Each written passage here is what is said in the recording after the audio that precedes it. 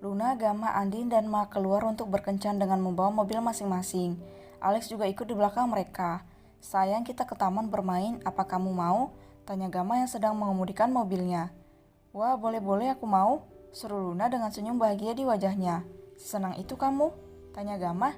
Tentu saja, jarang-jarang bisa ke taman hiburan seperti ini. Hehe, ini akan menyenangkan. Celutuk Luna sambil memandangi jalanan yang ramai. Mendengar perkataan istrinya, Gama semakin merasa bersalah. Betapa tidak pekanya dirinya selama ini sampai membuat istrinya bagai baru saja keluar dari goa.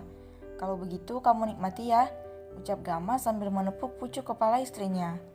Luna tersenyum bahagia.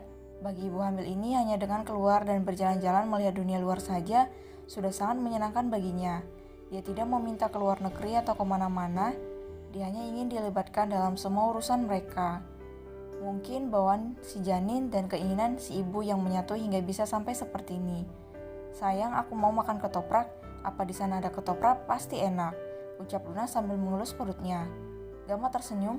Kita cari sambil jalan ke sana ya sayang. Takutnya nanti di sana nggak ada yang jualan ketoprak.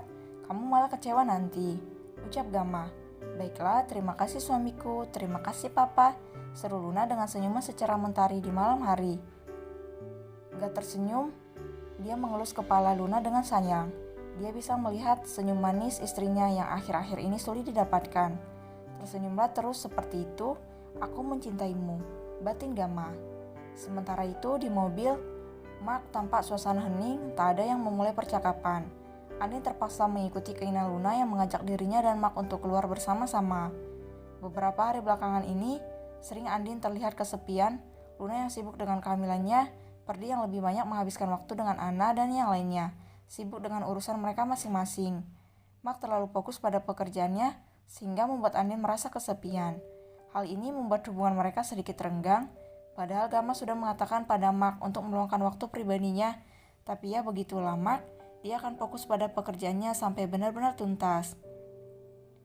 Andin menatap keluar jendela, dia malas membuka pembicaraan. Karena pria kaku di sampingnya itu masih saja belum berubah. Setiap kali mereka bersama selalu saja Andin yang membuka topik pembicaraan, membuat gadis itu benar-benar mempertanyakan ucapan Mark saat menyatakan cinta pada dirinya. Andin, panggil Mark yang merasa Andin tampak berbeda. Andin tidak menjawab, dia terus menoleh ke arah jendela dan terlalu dengan pikirannya sendiri. Andin, panggil Mark lagi namun hasilnya sama, gadis itu tidak menggubris panggilannya. Mark menepikan mobilnya ke sisi jalan, dia tak bisa seperti ini pikirnya. Andin, kamu kenapa? Apa ada yang salah? Tanya Mark bingung. Tak ada, jawabnya cuek. Kenapa berhenti? Lanjut saja, tambah Andin dengan wajah cuek, tanpa menoleh ke arah Mark. Andin bicaralah, kemarin kau masih baik-baik saja. Ada apa sebenarnya? Kalau kau diam aku tidak tahu harus berbuat apa, ucap Mark. Ada apa? Tanya Mark sambil menggenggam tangan Andin. Kau terlalu sibuk sampai tak ada waktu bersamaku. Kau terlalu mementingkan pekerjaanmu. Kau bilang akan membuatku bahagia, kau bilang tidak akan membiarkan aku sendiri. Kau bilang tidak akan membuatku kesepian, tapi apa? Lirik Andin. Kau hanya fokus pada pekerjaanmu. Aku kesepian. Semua orang punya kegiatan mereka masing-masing, punya aktivitas mereka masing-masing. Aku, hiks. Andin tak lagi sanggup melanjutkan kata-katanya, dia menangis sambil menunduk kepalanya. Mark menatap Andin sedih, dia menarik Andin ke dalam pelukannya. Maafkan aku, biar ku jelaskan, ucap Mark. Aku bekerja habis-habisan siang dan malam agar semua proyek dan pekerjaan di kantor selesai dalam beberapa bulan ini. Setelahnya, aku ingin meluangkan waktu yang banyak berdua denganmu. Semuanya kulakukan agar aku punya setidaknya waktu sebulan penuh bersamamu. Aku akan mengajukan cuti selama sebulan setelah semua pekerjaanku selesai. Jelas, Mark. Maaf kalau itu membuatmu merasa kesepian. Aku hanya ingin menyiapkan waktu bersamamu. Aku ingin berkencan denganmu selama sebulan penuh tanpa ada gangguan pekerjaan. Maaf kalau aku malah menyakitimu, tambah Mark. Hiks, apa itu benar? Tanya Andin sambil menatap Mark dengan mata berkaca-kaca. Mark mengangguk sambil mengusap air mata Andin. Dia ternyata salah, langkahnya sampai membuat perempuan yang dicintainya menangis karena kesepian. Benar, jangan menangis lagi ya. Sedikit lagi pekerjaanku beres, setelah itu aku akan mengajukan cuti selama sebulan. Kita bisa menghabiskan waktu sebulan penuh bersama-sama, ucap Mark.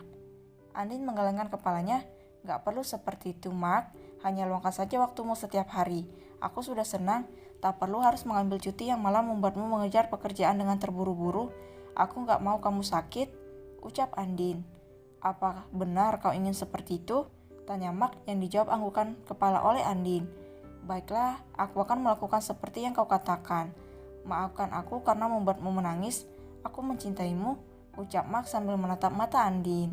Aku juga mencintaimu, cicit Andin sebelum dia akhirnya menutup wajahnya yang memerah karena malu, sebab ini kali pertamanya menyatakan cintanya pada Mark sejak mereka menjalin hubungan. Mark melongo, dia tak percaya dengan apa yang baru saja didengarnya. Apakah ini mimpi? Akhirnya sang pujaan hati menerima pernyataan cinta dari kekasih hatinya.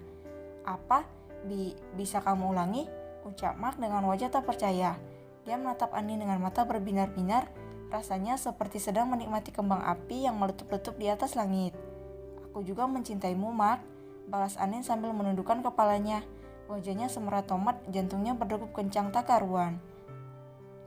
Mark tersenyum bahagia, dia menangkupkan wajah Andin dengan kedua telapak tangannya. Dia menatap mata Andin dengan penuh kasih. Akhirnya cintanya terbalas setelah beberapa bulan menjalin hubungan. Cup, satu kecupan mendarat di kering Andin membuat gadis itu semakin malu dan gugup. Terima kasih sudah membalas cintaku, Hani. Aku mencintaimu, sangat mencintaimu, ucap Mark sambil memeluk Andin dengan erat. Terima kasih juga telah menerima gadis dengan masa lalu buruk seperti diriku, ucap Andin sambil memeluk Mark dengan erat. Sementara itu di dekat mobil mereka, Alex juga ikut parkir. Dia pikir ada sesuatu yang terjadi dengan mereka. Lama pria itu menunggu karena bosan Alex keluar dan mencari tahu apa gerangan yang sedang terjadi antara Mark dan Andin. Alex keluar dari dalam mobilnya. Dia mendekati mobil Mark. Pria itu mengintip dari kaca mobil.